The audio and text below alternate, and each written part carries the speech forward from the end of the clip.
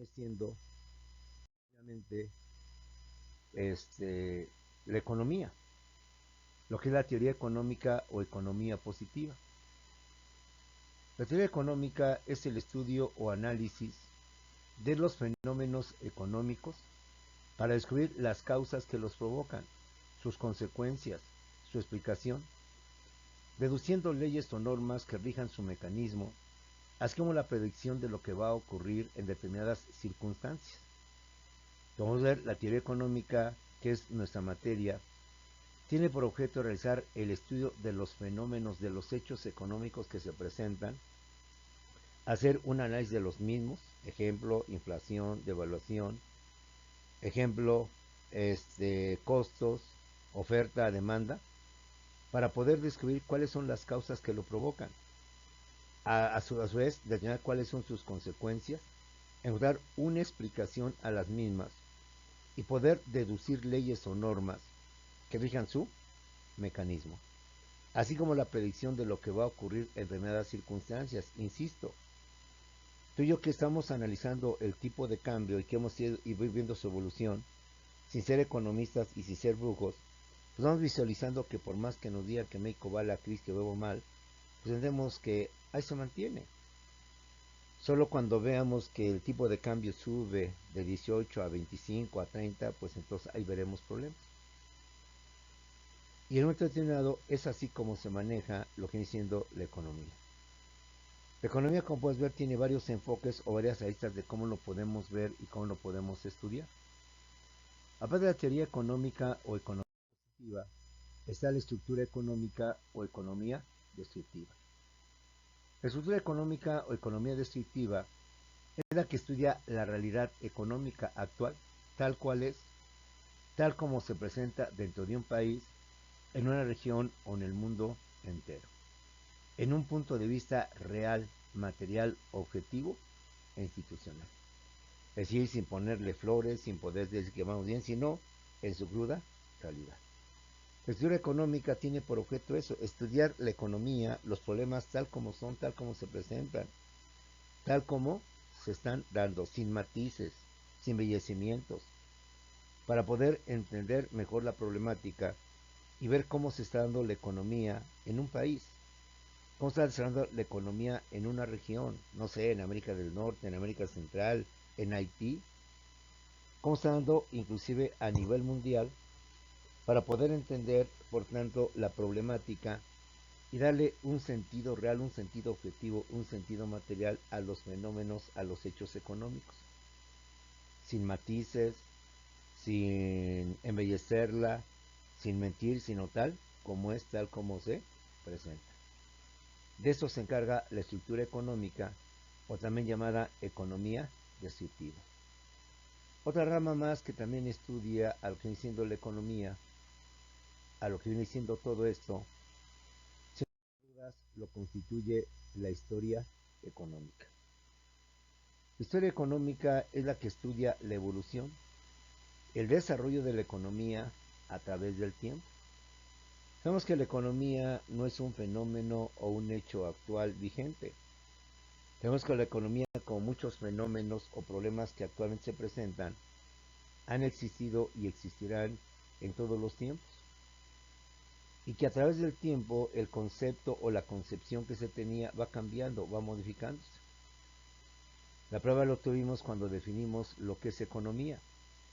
Y vimos cómo en su origen etimológico y en su raíz no era sino más que el manejo o la administración de lo que se puede, de lo que se posee, de lo que se tiene. Y que el concepto que hoy tenemos de la economía como el fenómeno o el que le estudia la producción o el proceso productivo, hay una enorme diferencia entre una y otra. Recordemos que recientemente se han creado dos nuevas ramas de la economía, que de hecho se dice que son las nuevas ramas de la economía, son la microeconomía y la macroeconomía, que ya hablaremos, ya entenderemos en su tiempo. Es decir, que en mis tiempos, años 70, 80, pues este concepto aún no estaba acuñado, aún no existía eso de micro y macroeconomía. Es de reciente creación y con este ejemplo usted debe entender que la economía, como todas las ciencias, como el mismo derecho, están en constante evolución, en constante cambio, en constante modificación, en constante transformación. La historia económica como parte de la economía en general es la que se va a encargar de estudiar, de analizar, de entender este proceso evolutivo, sea para bien o sea para mal. Y esta historia o evolución de la economía la debemos de entender en dos aspectos, como la evolución de los fenómenos o problemas económicos, inflación, devaluación, crecimiento, desarrollo económico, así como también la evolución del pensamiento, de las ideas económicas, de las corrientes económicas.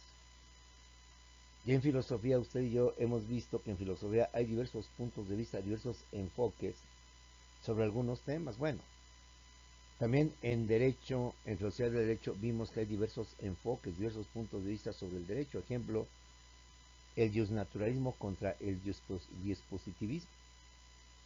Para los justnaturalistas, los derechos humanos existen aun cuando el Estado no lo reconozca, porque los derechos son innatos al ser humano, ya vienen con el ser humano.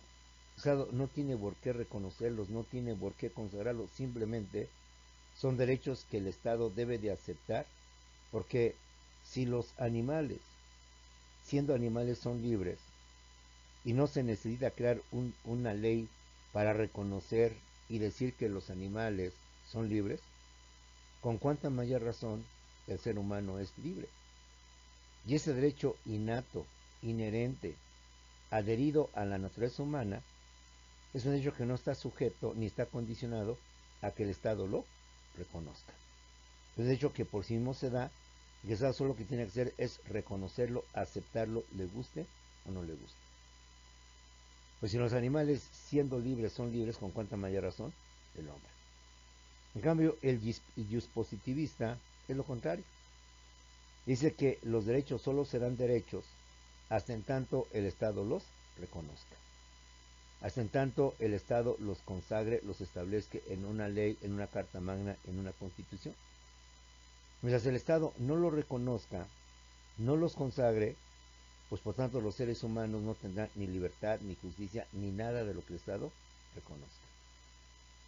En fin, así como en la filosofía, así como en el derecho y en todas las ciencias hay estos enfoques o puntos de vista, la economía no puede ser la excepción. La economía también estudia cómo a través del tiempo se han creado corrientes, ideologías completamente opuestas, diferentes a cómo se ve la economía. La historia económica, por tanto, es la que estudia la evolución, el desarrollo de la economía a través del tiempo, a través de cómo se va transformando, cómo se va modificando, cómo va cambiando de la edad antigua a la edad media, a la edad moderna, de la edad moderna a la edad contemporánea. Y como te decía, esta historia de la economía comprende dos aspectos. Primeramente, la historia de los hechos o fenómenos económicos, que fueron cambiando las condiciones de la vida material. Por ejemplo, en los años 20 en Estados Unidos se dio la Gran Depresión Económica, que vino a traer una caída de la economía de Estados Unidos, el famoso Jueves Negro. Las bolsas de valores tronaron, donde muchas empresas quebraron, donde muchos grandes empresarios o magnates se suicidaron, porque en cuestión de segundos de un día para otro quedaron completamente en la ruina. Este fenómeno que se dio, pues se trata a partir de los años 90 con motivo de la crisis de los 80 que está en México, con López Portillo, con Luis Echeverría, con Miguel de la Madrid, etcétera, etcétera. Se ha tratado, y no solamente en México, sino en todo el mundo, de que no se repita. A nadie conviene que haya crisis económicas en los países. A nosotros no nos conviene que haya crisis económica en Estados Unidos, porque aunque usted y yo no somos Estados Unidos, sí nos va a pegar el problema que ellos tienen allá o en Europa.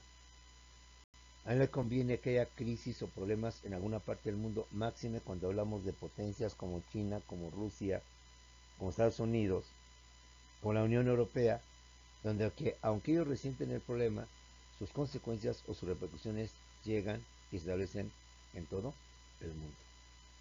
Entonces hay que entender este proceso evolutivo de estos fenómenos, inflación, devaluación, crisis económica, porque son fenómenos que se han presentado y se siguen presentando en todas las épocas.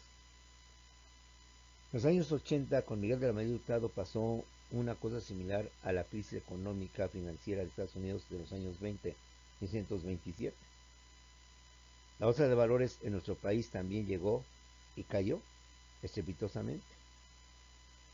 Y muchos inversionistas nacionales, extranjeros, igual, de la noche a la mañana quedaron en la ruina. Se repite un fenómeno que se presentó años atrás en otro país, pero que tuvo otra presentación en nuestro país. Si los fenómenos naturales tienen ciclos y se presentan, con cuánta mayor razón los fenómenos sociales, económicos, provocados, causados por el hombre, con sus errores y efectos, con mayor razón, sigan a presentar. De esta manera, la historia de los hechos o fenómenos económicos es la que se encarga de ver cómo fueron cambiando las condiciones de la vida material a través de estos cambios, a través de estos hechos o fenómenos. El otro aspecto de la historia de la economía, el que se refiere a la historia de las ideas o doctrinas económicas, y se refiere a los diversos enfoques o corrientes económicos que han existido y que seguirán existiendo. Y en su momento oportuno hablaremos. Ya también hemos hablado, compañeros, que dos corrientes económicas opuestas, contrarias, son el socialismo y lo que viene siendo el capitalismo. Antes del socialismo y del capitalismo existieron los mercantilistas o el mercantilismo. Y después del mercantilismo aparece otra corriente, otro enfoque diferente al mercantilismo, que son los fisiócratas. Los fisiócratas viene otra corriente que también viene a ser opuesta al mercantilismo, opuesta a los fisiócratas, que es el liberalismo económico, con Adam Smith, entre otros. Y de esta manera, todas las ciencias, todas las licenciaturas tienen estos enfoques, estas corrientes, esta diversidad de pensamientos, de ideas, que cada una de ellas expone sus puntos de vista donde no solamente se oponen, sino que inclusive se contradicen. Así, a grandes rasgos, a grosso modo, el mercantilismo sostenía que la riqueza de las naciones, se hablaba el progreso, el desarrollo, diríamos, se encuentra en el acaparamiento de los metales preciosos. Son los metales preciosos, el oro y la plata, los que permiten que un país sea poderoso. Hablamos de los siglos XVI, XVII, cuando el oro y la plata constituían la riqueza de las naciones, la base de lo que viene siendo la economía. Vienen después los fisiócratas y dicen, no, eso es una mentira. La verdadera riqueza de las naciones es la agricultura, es el campo. Porque es del campo donde están las materias primas, los insumos indispensables necesarios para poder fabricar, elaborar, producir los productos.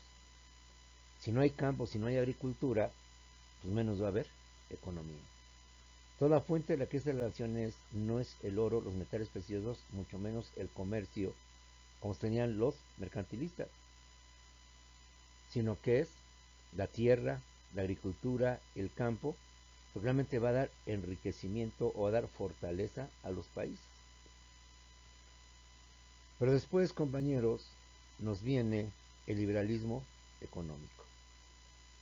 Y el liberalismo económico pues viene a complementar o viene a contradecir a mercantilistas, a visionistas, y nos dice no. La verdadera riqueza se encuentra en el trabajo y en el libre comercio. Se encuentra en que el particular fomenta la economía a través del comercio sin intervención del Estado.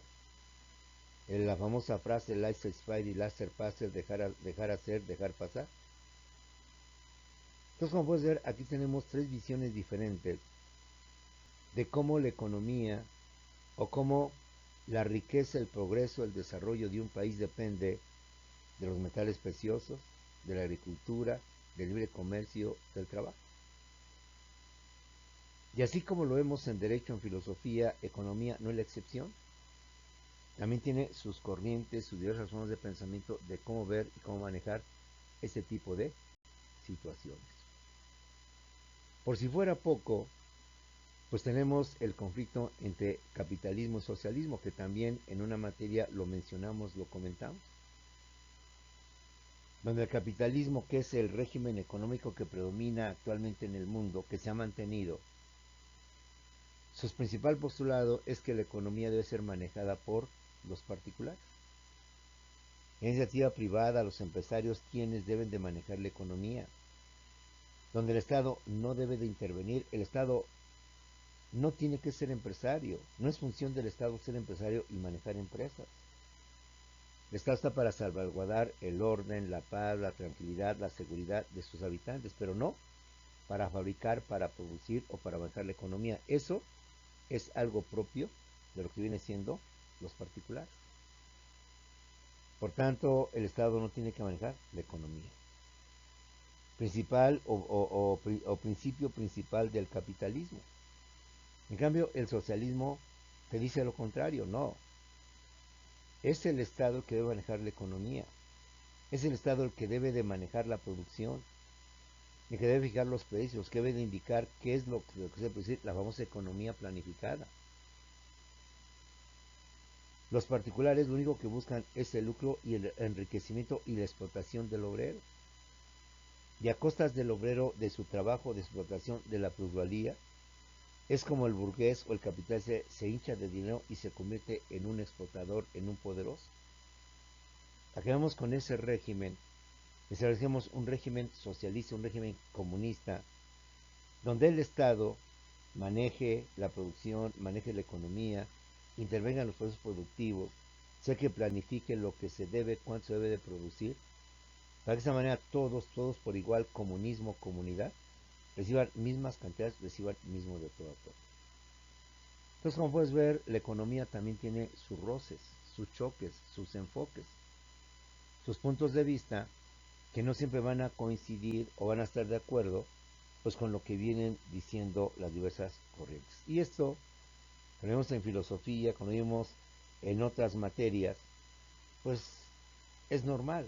O sea, no es para ponernos o decepcionarnos, porque recuerda que el derecho, la economía no son ciencias exactas, son ciencias sociales, ciencias humanísticas que cambian según la conducta del componente del ser humano y que por tanto vamos a tener diversos enfoques, diversos puntos de vista, diversas corrientes que, insisto, no se van a ser distintas, van a ser opuestas, van a ser contrarias, van a ser enemigas. De esto justamente se trata la historia de las ideas o doctrinas económicas.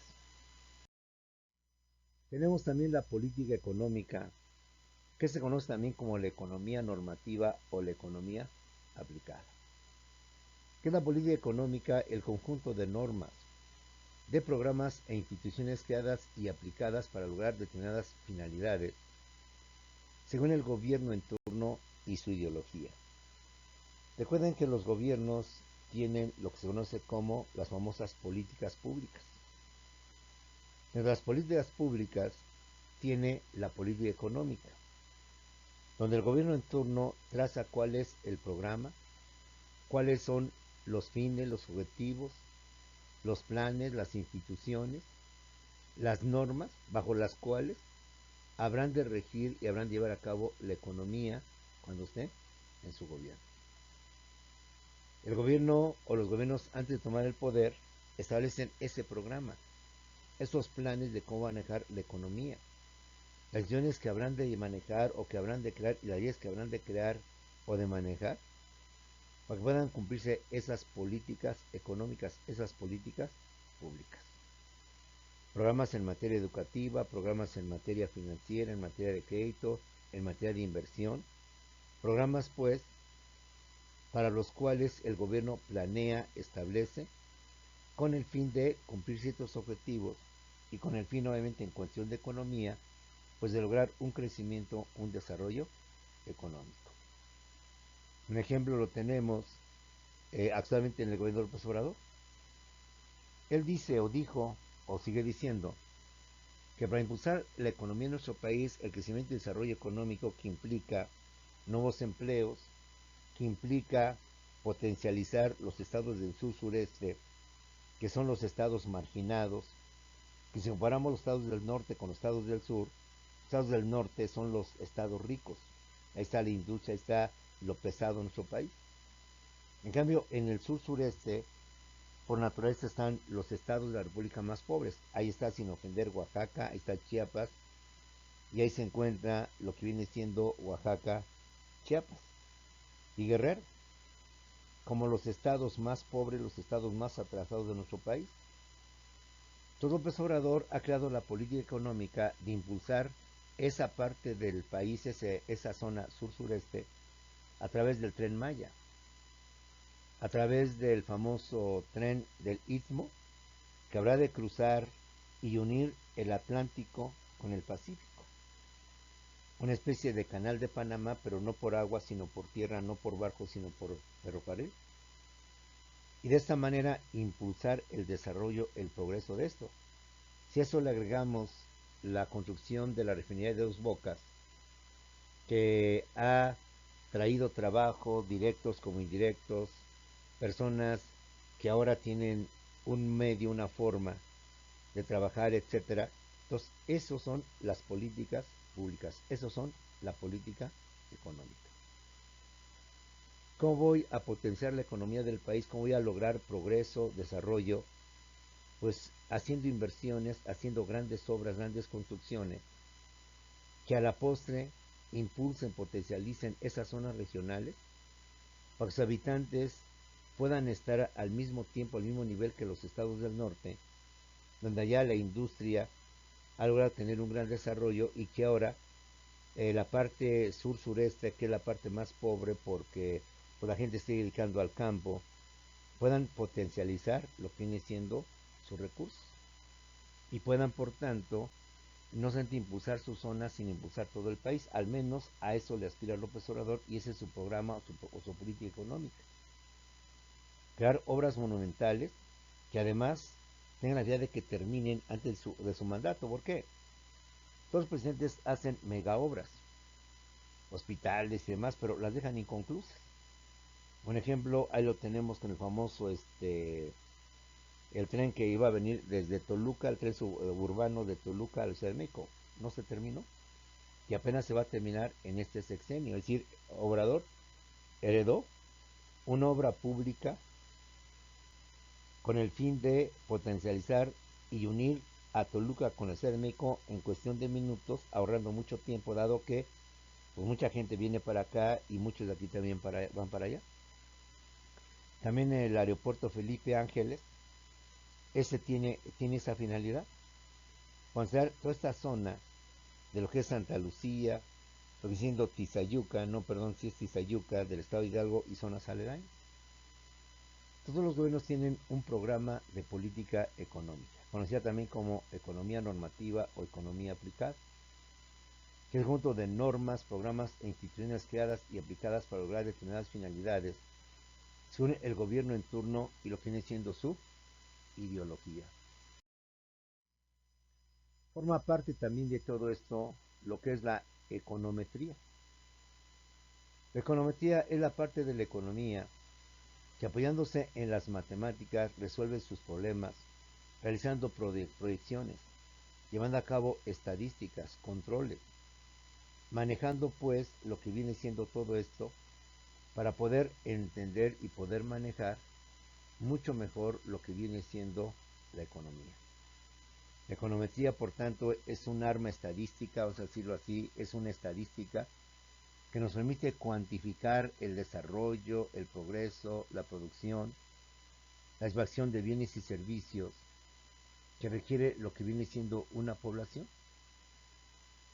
Y de esa manera ir viendo el progreso, el crecimiento, el desarrollo, ir viendo el bienestar hacia la población.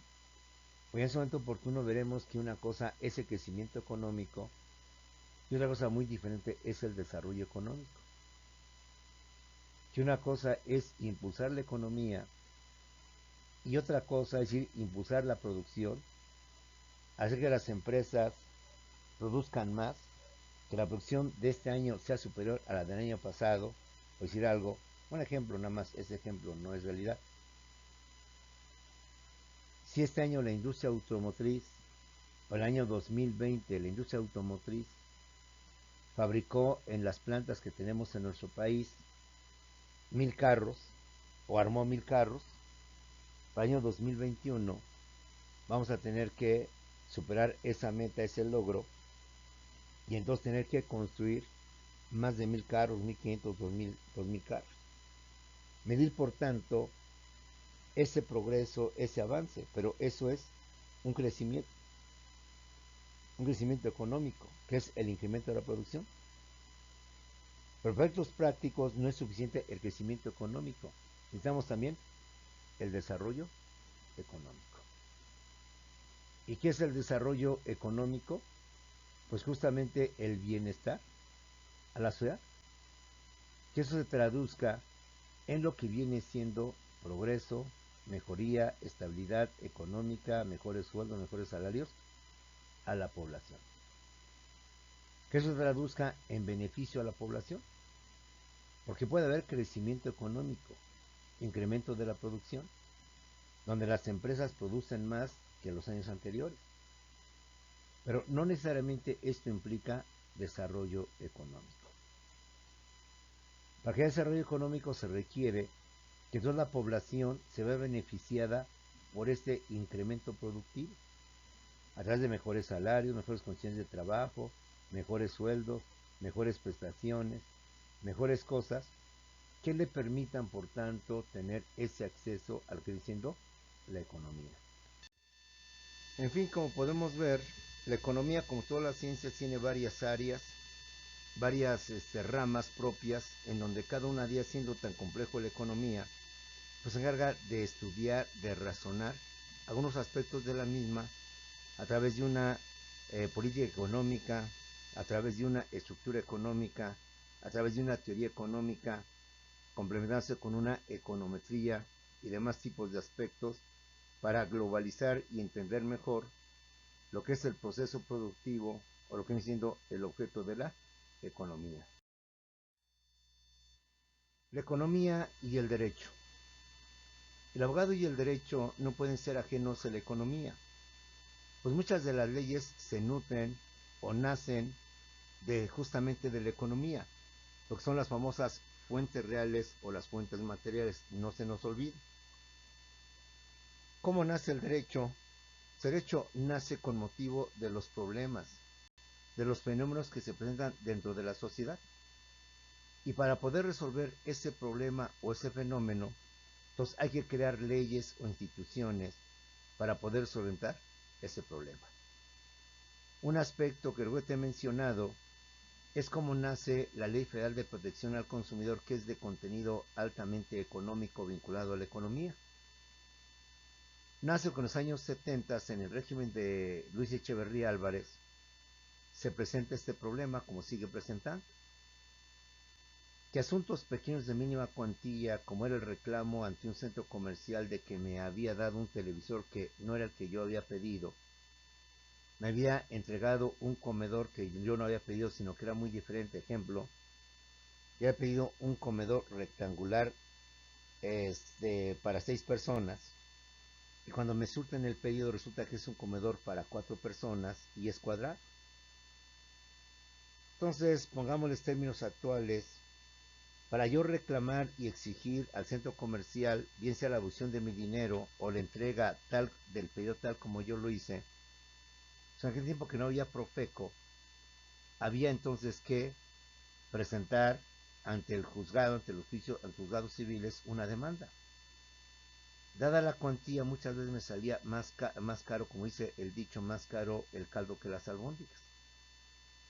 Por una parte. Por otra parte, el juez o los juzgados se saturaban de asuntos de mínima cuantía, cuando tenían otros asuntos de mayor peso, de mayor cantidad, quizás de miles o de millones de pesos. Entonces, esto hacía que la justicia no fuera tan pronta ni expedita como acá la Constitución y fuera lenta. Entonces, para resolver este problema, donde por un lado había muchos asuntos pequeñitos, donde reclamaban los consumidores incumplimiento de parte del proveedor de los centros comerciales, Se crea una ley, la Ley Federal de Protección al Consumidor y la Procuraduría de la Defensa del Consumidor. A través de esta ley y de estas instituciones, todos aquellos asuntos vinculados entre o problemas entre el productor y el consumidor se resolvieran de manera conciliatoria, de manera administrativa y no de manera judicial. De esta manera los juzgados pudieran, por tanto, librarse de una gran cantidad de asuntos de mínima cuantía. Y a través de un acuerdo entre las partes, bueno, a ver, comercial mexicana, ¿qué es lo que propones? Y tú, consumidor, ¿qué es lo que quieres? Yo, comercial mexicana, propongo que me dé un plazo de 2 semanas para entregarle el comedor que él me pidió y localizarlo en otras sucursales. No, pues yo mejor quiero la devolución de mi dinero. Bueno, y ahí se ponían a negociar. Entonces, a través de esta ley, a través de este proceso, se logró liberar a los juzgados de muchos asuntos pequeñitos y abocarse, vamos a decir, a los asuntos pesados, a los asuntos de mayor cuantía. Es así como el abogado y el derecho no pueden ser ajenos a la economía, pues muchas de las leyes se nutren o nacen fuentes reales o materiales precisamente de los fenómenos y problemas económicos, como la inflación, los monopolios, las devaluaciones, las inversiones, el control de precios, los salarios, los bancos, la bolsa de valores, etcétera, etcétera. Pongamos un ejemplo más. Hasta antes de López Obrador, el presidente tenía la facultad en turno, llámese Felipe Calderón, Vicente Fox, Enrique Peña Nieto, de condonar los impuestos de grandes empresas nacionales y extranjeras. Y les condonaban o les perdonaban el pago de impuestos de miles de millones de pesos con motivo de sus ganancias, inversiones, etcétera, etcétera. De esta manera, grandes empresas nacionales, Televisa, TV Azteca y otras más, no pagaban impuestos, porque el presidente emitía un decreto en donde se les condonaba o se les exentaba del pago de impuestos. El Estado, por tanto, dejaba de recibir fuertes ingresos, a través de los cuales pues, los convertía en obra pública, en servicios públicos, en beneficio de la población. Ahora con López Obrador se reformó la Constitución para que haya artículo expreso que prohíbe que los presidentes, bajo ningún motivo y bajo ninguna circunstancia, puedan condonar, exentar de impuestos a grandes empresas, a grandes consorcios internacionales. Entonces, como puedes ver, un problema eminentemente económico vinculado con las finanzas públicas, con el aparato fiscal, con la recaudación de impuestos, con los ingresos que el Estado necesita para satisfacer las necesidades de la población a través de obra y servicios públicos, tuvo su solución o tuvo su resolución a través de leyes, a través de modificaciones, para de esa manera regular, reglamentar ese fenómeno, ese hecho económico que estaba provocando daños al erario federal, daños a los ingresos del Estado y obviamente a lo que viene siendo la población. De esta manera, al publicarse estas leyes, pues el abogado tiene materia, tiene conocimiento de otras leyes para poder resolver conflictos o situaciones que se presentan dentro de lo que viene siendo la sociedad. El abogado y el derecho no pueden ser ajenos a la economía, pues muchas de las leyes se nutren o nacen precisamente de los fenómenos y problemas económicos, como son la inflación, los monopolios, las devaluaciones, las inversiones, el control de precios, los salarios, los bancos y la bolsa de valores. La condonación de impuestos por anteriores presidentes provocaba, por tanto, una sangría en las finanzas públicas, un déficit financiero en cuanto a que no recibía ese ingreso. Y si se lo sumas 10 empresas más o 20 o 15 empresas más por miles de millones de pesos, pues comprenderás que entonces se quebranta la estabilidad financiera, las finanzas públicas sanas de un gobierno, de un Estado. Y en consecuencia, estos fenómenos o hechos económicos van a influir o van a provocar la creación de nuevas leyes, de nuevas disposiciones legales. Obviamente jurídicas, pero de contenido eminentemente. Leyes de carácter económico. De hecho, existe una gran cantidad de leyes de naturaleza eminentemente económica que el abogado debe de conocer y debe de aplicar, que tienen por objeto precisamente regular esos aspectos, fenómenos o problemas económicos, como son la ley de ingresos y egresos de la federación, la ley de inversión extranjera, el presupuesto de egresos de la federación, la legislación bancaria, la ley orgánica del Banco de México. Una forma de evitar las crisis económicas, de evitar inflación, devaluación de la moneda, las experiencias que tuvimos con Luis Echeverría, con José López Portillo, con Salinas, con Cedillo y con demás presidentes en donde se tuvieron crisis económicas fuertes, es controlar al Poder Ejecutivo y dejar que él ya no maneje la política monetaria.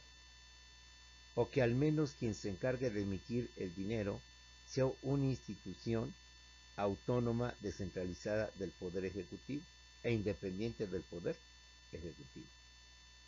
Para que el gobernador del Banco de México sea el que maneje la política económica cambiaria y evitar que el presidente, porque muchas de las crisis se dieron porque el presidente, al ver que había crisis económica, entonces emitía billetes, mandaba a ordenar que se emitieran más billetes. Pero cuando un billete no tiene el soporte de garantizar estos dinero, se devalúa, se viene para abajo. ¿No te has puesto a pensar que, pues, tan sencillo que es que el presidente o el poder, la autoridad, emita dinero y dinero y dinero y mucho dinero? Y entonces imagínate, nos llenamos de dinero en todo México. Y emite billetes de 10,000, emite de 5,000, etcétera. Y emite a lo loco, vamos a exagerar la situación, tipo telenovelas. Entonces, como puede ser, el gobierno, siendo el que emite el dinero, pues puede emitir cuanto dinero tiene, pero el problema es que si este dinero que emite el gobierno no tiene un sustento que le dé valor, que le permita sustentar el valor de esos billetes, pues se devalúan, pierden su poder adquisitivo, no pierden su poder económico.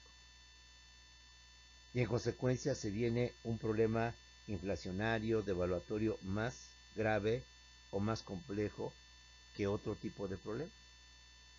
Entonces, como puedes ver, un abogado debe conocer este régimen, este conjunto de leyes, que aunque no son de carácter familiar, ni civil, ni penal, ni laboral, sí repercuten en nuestra vida diaria. Y si eres abogado de empresa, pues sabrás entonces que estas leyes pueden afectar, beneficiar o perjudicar a tus clientes empresarios.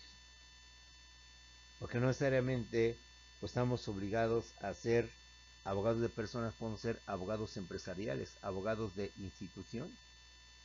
Las instituciones pueden tener este tipo de problemas, este tipo de situación, en donde no es tanto el código civil, no es tanto el código penal, no es tanto la ley del trabajo, ni mucho menos los códigos penales civiles y demás, sino son leyes en particular que reglamentan, que regulan los problemas o la problemática que se presenta en el país con motivo de la economía, de lo político, de lo cultural, de lo educativo, de lo social, etcétera, etcétera. De hecho, existe una gran cantidad de leyes de naturaleza eminentemente económica, que el abogado debe de conocer y de aplicar, que tienen por objeto precisamente regular esos aspectos, fenómenos o problemas económicos, y a manera o guisa de ejemplo se encuentran, entre otras muchas, la ley de ingresos y egresos de la federación, la ley de inversión extranjera, el presupuesto de egresos de la federación, la legislación bancaria, la ley orgánica del Banco de México, son solamente algunos ejemplos de leyes económicas o de carácter económico que el Poder Legislativo expide a instancias muchas veces del Poder Ejecutivo para regular estos aspectos económicos, inversión extranjera, para determinar en qué rubros puede intervenir la inversión extranjera, cuáles son los máximos o mínimos con que puede intervenir un inversionista extranjero, persona física o persona moral, cómo se maneja el sistema bancario mexicano a través del Banco de México como banca central y cómo fija reglas para todos ellos a fin de llevar un control sobre el mercado o sobre el sistema bancario en nuestro país. Es por ello que esta materia la estamos llevando para poder entender un poquito la problemática social y entender un poquito más el régimen jurídico que se implanta o se establece para poder solucionar este tipo de problemas o este tipo de situaciones que dan dentro de lo que viene siendo el país. De esta manera, compañeros, el día de hoy pues hemos tenido dos clases de teoría económica donde vamos visualizando qué es la economía, en qué consiste la economía, cómo se manifiesta, cómo se entiende y cómo la economía como ciencia, como licenciatura, como profesión, pues enfrenta o atiende y sobre todo resuelve ese tipo de problemáticas económicas justamente para beneficio de todos, mediante lo que viene siendo un régimen económico de sistemas de leyes, de instituciones económicas, financieras, que puedan darle seguridad y darle certeza al que viene siendo nuestra economía. Con esto, jóvenes, terminamos nuestra segunda clase de teoría económica. Nos vemos en unos cuantos segundos en Zoom, pues para ver dudas, aclaraciones, comentarios, ver las nuevas tareas o las tareas que tenemos para ir evaluando y ir obteniendo tu evaluación continua. Nos vemos en unos segundos en Zoom.